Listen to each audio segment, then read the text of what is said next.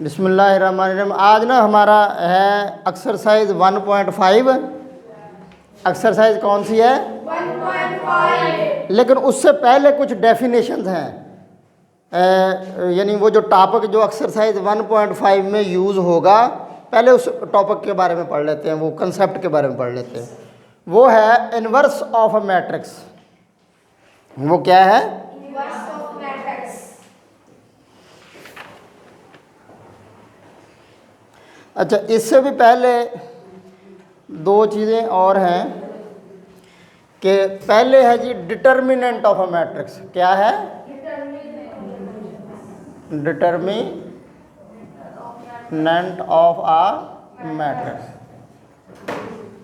यानी किसी मैट्रिक्स का या कॉलम का जो डिटर्मिनेंट निकालना, वो क्या होता है। सही है?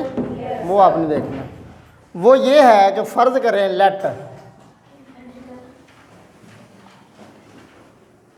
ए is equal to A B C और D B a matrix of order 2/2। ये मैंने 2/2 के लिए लिया है फिर डिटर्मिनेंट, ठीक है। आपकी बुक में है ही ज़्यादा, ये 3/3 का डिटर्मिनेंट आपकी बुक में है नहीं। Let A is equal to A B C D B A matrix of order 2/2, जैसे दो कतारा में तो दो ही कॉलम, ठीक है। देन डिटर्मिनेंट, ये मैंने डिटर्मिनेंट शार्ट लिख दिया है। Determinant of matrix A is denoted by A mod. इसे कैसे ज़ाहिर करते हैं? ए माड से ज़ाहिर करते हैं। एंड इज डिफाइंड एज, और ये मालूम कैसे करते हैं? एंड इज मालूम कैसे करते हैं कि जब आपने ए का माड निकालना, ये तवज्जो इधर, ए बी सी और डी, इसका भी माड डाल देना इधर। ये माड में और ब्रैकेट में फ़र्क है। अगर आप ब्रैकेट डालेंगे तो मैट्रिक्स है, माड डालेंगे तो डिटर्मिनेंट है, ठीक है। अब आपने क्या करना है? ये डायगोनल एलिमेंट्स हैं, इनको ज़रब कर देनी, ए ज़रब डी मनफी बी ज़रब सी। ये इसका मालूम करने का तरीका। इसको इससे ज़रब कर देनी, माइनस इसको इससे ज़रब कर देनी। मैं मिसाल से बात मज़ीद वजाहत कर देता हूँ, आप देख लें ज़रा। अब्दुल्ला बेटा, ये ए है हमारे पास, 1 2 3 और 4 हैं। तो अब अगर हमें इसका माड निकालना है, डिटर्मिनेंट निकालना, तो आप पहले लिखेंगे 1 2 3 और 4 का माड, पहले ये लिखेंगे। अगले स्टेप में आप क्या करेंगे? ये जैसे मैंने कहा था, इसको इससे ज़रब, यानी 1 ज़रब 4 मनफी 3 ज़रब 2, 1 ज़रब 4, 4 एकम 4, 3 2 6, तो ये मनफी 2 जवाब आएगा। ये है डिटर्मिनेंट फाइंड करने का मेथड। आप मज़ीद वजाहत के लिए आप कोई मैट्रिक्स बी ले लें, जो है 2 मनफी 3 4 और मनफी 1। अब अगर आपने बी का माड निकालना है तो वो जगह 2 -3 4 और -1 का माड, पहले माड डालना, फिर आपने इनको वतरी अरकान को ज़रब डायगोनल एलिमेंट्स को, 2 ज़रब मनफी 1, ये कुली वाली मनफी 4 ज़रब मनफी 3, तो 2 1 2 मनफी 2 हो गया, मनफी मनफी जमा हो गई, 4 3 12, तो 12 में से 2 गई, ये 10 आएगा। अब डिटर्मिनेंट फाइंड करने का मेथड आपको आ जाना चाहिए, ठीक है, कि डिटर्मिनेंट आपने कैसे निकालना। अब अगली तरफ चलते हैं हम। डिटर्मिनेंट के बाद है सिंगुलर मैट्रिक्स। अगली डेफिनेशन क्या है? Singular matrix.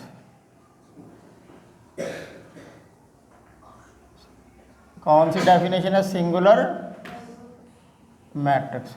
तो इसकी डेफिनेशन है कि a matrix A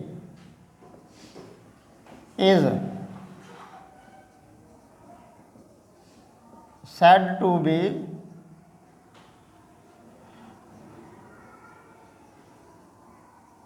singular matrix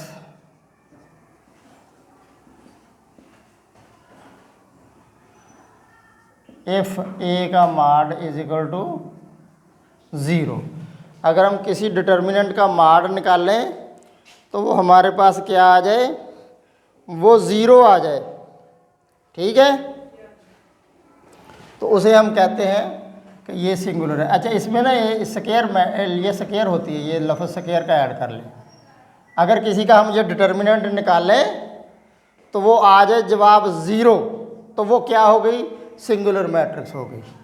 अच्छा, इसी तरह इसकी एग्जांपल आप ले लें। एग्जांपल के तौर पर हम ले लेते हैं 1 2 0 0। ये मैट्रिक्स है ए, 1 2 0 और 0। ये हमारे पास एक मैट्रिक्स है। अब हम इसका माड निकालते हैं, 1 2 0 और 0। इसको मल्टीप्लाई करेंगे, 1 ज़रब 0 मनफी 0 ज़रब 2, तो ये 0 मनफी 0 जवाब आ गया। तो हम इसे कहेंगे कि A is a singular matrix. Clear हो गई बात? यानी अगर आप माड निकाल लें तो वो जवाब क्या आ जाए, 0 आ जाए, तो वो सिंगुलर मैट्रिक्स। उसके बाद है नॉन सिंगुलर मैट्रिक्स। नॉन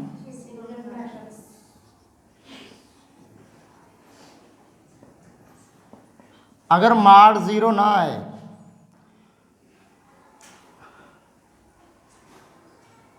अब मैट्रिक्स, इसमें भी स्क्वायर का लफ्ज़ ऐड कर लें, a square matrix A is called non singular matrix.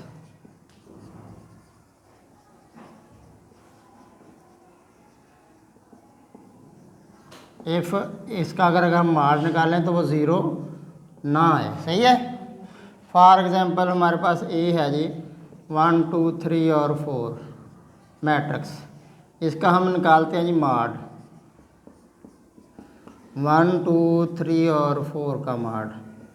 तो अगले स्टेप में हो जाएगा 4 1 4 मनफी 3 2 6, तो मनफी 2 आ गया इज इक्वल टू नॉट 0।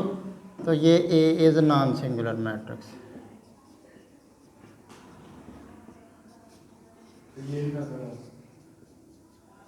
नहीं नजर आया? हाँ,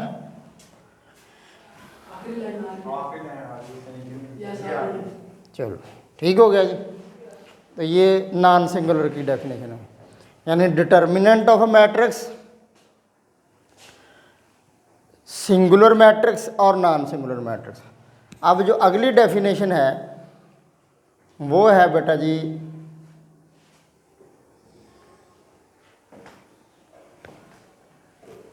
अच्छा, ये जो लफ्ज़ सिंगुलर है ये इधर लिख लेते हैं।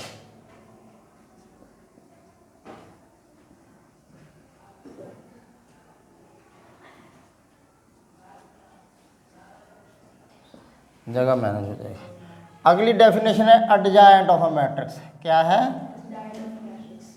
ये बड़ी अहम डेफिनेशंस हैं, ये याद रखना, ये एग्जामिनेशन पॉइंट ऑफ व्यू से ये सारी ये आती हैं बतौर short questions.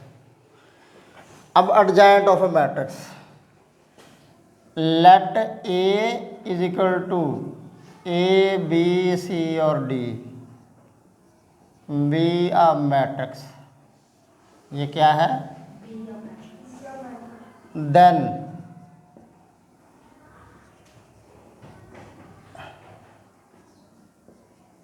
Adjoint of A is denoted by, इसे बेटा कैसे डिनोट करते हैं? ए डी जे डाल के of A, and is defined as. Adjoint को कैसे लिखना है? A D J of A. और उसे मालूम कैसे करना है कि ये देखें कि ए डी जे ऑफ ए, ये जो मैंने डायगनल एलिमेंट्स कहे थे, डायगनल इनकी जगह बदल देनी, यानी इथे डी तो इथे ए। सही है। दूसरे की अलामतें चेंज कर देनी। ठीक है, दूसरे की क्या कर देनी? डायगनल एलिमेंट्स की जगह चेंज करनी, वतरी अरकान की जगह बदल देनी, और गैर वतरी नॉन डायगनल एलिमेंट्स की अलामतें चेंज कर देनी। ठीक है, तो ये इस तरह फाइंड होता है एडजॉइंट। उसके बाद अगली डेफिनेशन है important definition, inverse of a matrix, inverse of a square matrix.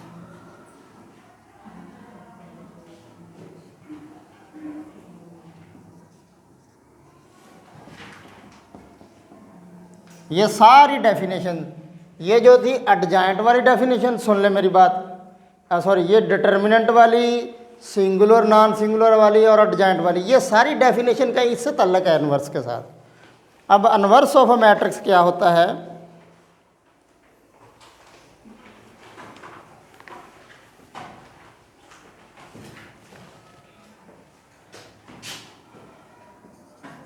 let A be a matrix, A be a matrix,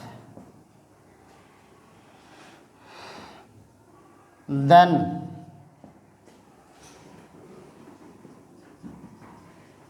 inverse of matrix A is denoted by A inverse, ये ऊपर मनफी एक डाल देना, ये मैं सादा डेफिनेशन आपको बता रहा, हाँ जी, ये सादा डेफिनेशन मैं आपको बता रहा हूँ।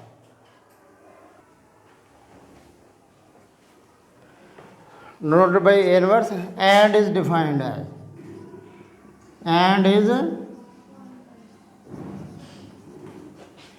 कि ये जो ए इनवर्स है वो होता है 1/a मॉड और एडजॉइंट ऑफ ए, ये इसका कुलिया है। इनवर्स निकालने का कुलिया क्या है कि 1/a मॉड और एडजॉइंट ऑफ ए, ठीक है। तो इतना लेक्चर आप नोट कर लो, आज के लिए मेरा ख्याल इतना ही काफ़ी है। एक्सरसाइज मेरा शुरू कर ही लेते हैं, मेरा जेल चले थोड़ा सा। ये देखें, पहली एक्सरसाइज है 1.5। एक्सरसाइज क्या है? 1.5।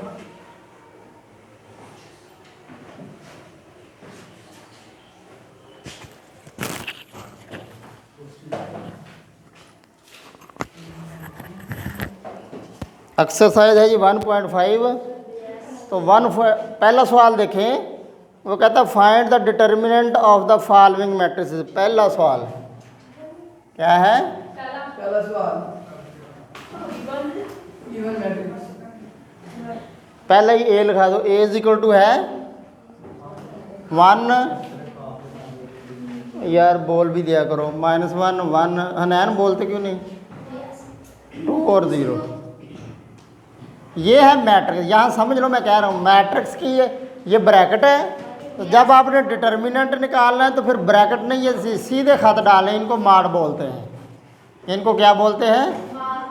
लो जी, एन है ना ज़रा, -1 ज़रब 0, -2 ज़रब 1, ठीक है, -1 -2 -3, ये जवाब है।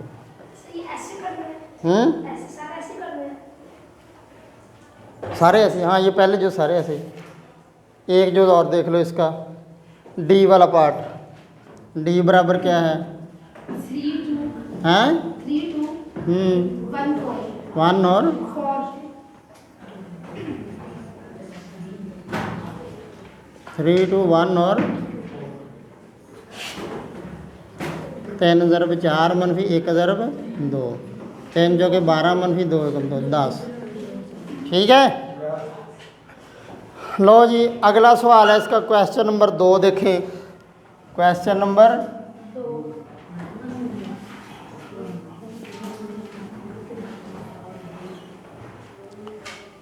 Find which of the following matrices are singular और नॉन सिंगुलर।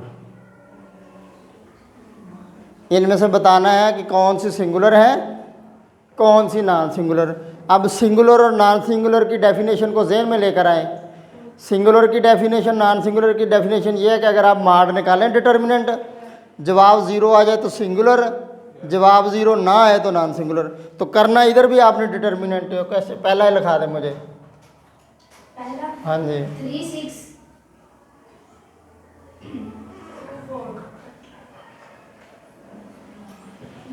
3 6 3 6 2 और, तो आपने क्या करना है? निकालना ए माड निकालना 3 6 2 और तो ये कितना आ जाएगा 3 multiply by 4 minus 2 multiply by 6 तो 4 3 12 ये ज़ीरो आ गया हैं, ज़ीरो आ गया ना। तो अब ज़ीरो आ जाए तो क्या इसका मतलब होता है कि A is singular matrix, A is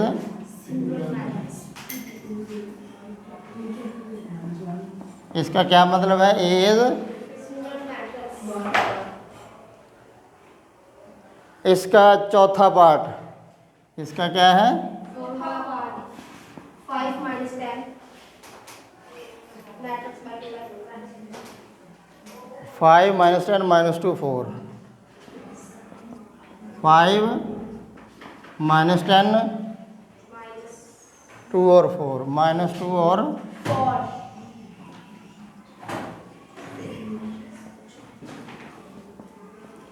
5 minus 10 minus 2 और 4 तो ये क्या आ जाएगा 5 ज़रब 20 मनफी 2 ज़रब मनफी 10 ठीक है 5 2 10 सॉरी 5 4 20 बेटे जी तो मनफी जमन ये हो ये 20 तो ये भी ज़ीरो आ गया तो इसका मतलब क्या हुआ कि डी इज़ सिंगुलर मैट्रिक्स। कर लेंगे अब, अगर ज़ीरो ना आए तो फिर नॉन सिंगुलर है। अब याद रखना जो अनवर्स है, ठीक है, अनवर्स ये नोट में इधर लिखने लगा हूँ, ये याद रखने की बात है, हैं अनवर्स अन ऑफ आ मैट्रिक्स, किसी मैट्रिक्स अनवर्स एग्जिस्ट कब करता है if A is equal to not zero यानी नॉन सिंगुलर, नॉन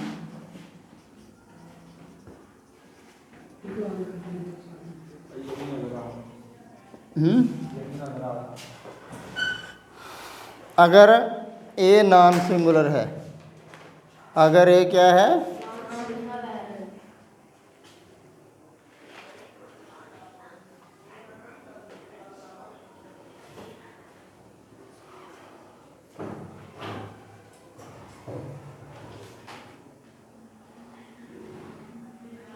अगर ये क्या है नॉन सिंगुलर है, ठीक है,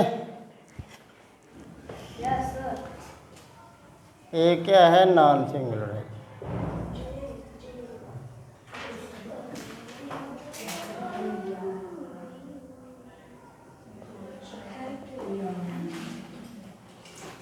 अच्छा अब इसका क्वेश्चन नंबर 3 देखें, कहता है फाइंड द मल्टीप्लिकेटिव इनवर्स। ये बेटा अच्छा सवाल है ज़रा, क्वेश्चन नंबर ये अच्छा सवाल है 3 फाइंड मल्टीप्लिकेटिव इनवर्स।